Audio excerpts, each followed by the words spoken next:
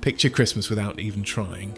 Snow, warm lights in windows, a familiar jingle, a Santa that looks like he belongs in your house, and somewhere in the background, a bottle, a can, a logo you've seen so many times it feels like part of December itself. Coca-Cola didn't create Christmas, it didn't invent Santa. What it did was bigger and more modern. It helped turn Christmas into a shared visual language, a set of images, sounds and scenes that the world recognises in seconds. And it happened in layers. Before Coca-Cola, Santa wasn't one clean design. He existed, but he wasn't standardized. Different artists and regions showed him differently. Different faces, different outfits, different proportions, different vibes. Then in 1931, Coca-Cola commissions illustrator Haddon Sundblom, and the Santa he paints becomes the one that wins. Not because it's correct, but because it's emotionally perfect for mass media. This Santa is human, heavy, warm, friendly. He has laugh lines, he looks like he eats cookies and enjoys it. He isn't a distant myth. He's a guest you'd let into the living room, and the real move wasn't one painting, it was repetition.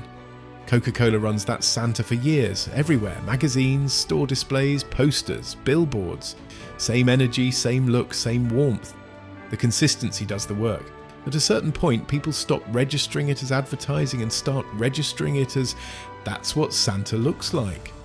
That's how you don't invent a character core, you standardize him.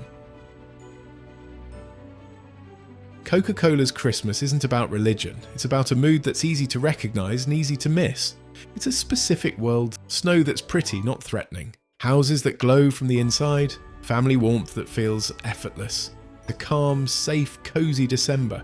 Coca-Cola isn't selling carbonated sugar, it's selling permission to feel like the holiday is real. Like you're inside the version of Christmas you're supposed to have.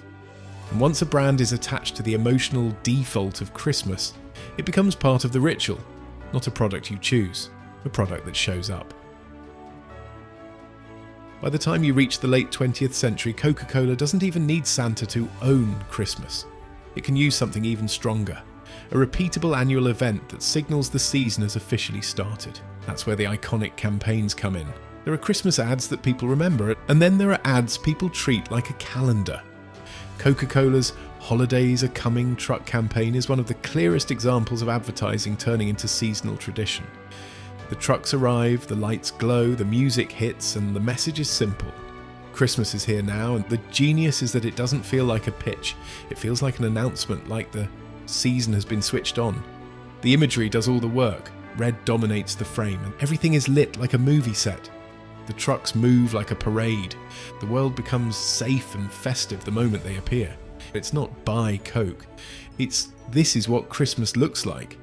And because it returns year after year, it becomes a ritual people recognise instantly. You watch it because it signals the season. M&Ms and proof that Coca-Cola didn't just build Santa, it set the rules. Now here's why the M&M's Christmas ad matters in this story, even though it's not Coke. Because it shows what happens after Coca-Cola helps standardise the holiday language. Other brands can plug into it and instantly feel like Christmas. Think about the classic M&M's ad. He does exist. They do exist. It's basically a tiny Christmas myth told in seconds. And the reason it works isn't complicated. It uses the shared holiday dictionary everyone already has. Santa is real. He's recognisable on sight and he's the centre of the Christmas universe.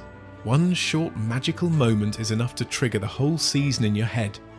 The ad doesn't need to explain who Santa is, what he looks like, why he matters, or what he represents. That work has already been done culturally. Coca-Cola didn't write the M&M's ad, but Coca-Cola helped create the world where that ad can be instantly understood, where Santa is so standardized that you can do a joke with him in 30 seconds and it lands. That's influence.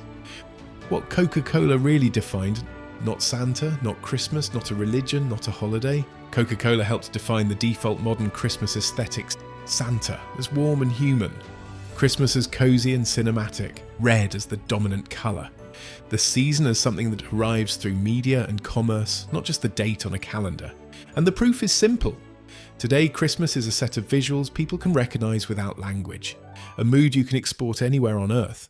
A shared screen inside everyone's head. That doesn't happen by accident. It happens because one brand had the scale to repeat its version of the holiday, long enough that it stopped feeling like branding and started feeling like tradition, but the story stays the same. Coca-Cola didn't invent Christmas, it helped lock in what Christmas looks like.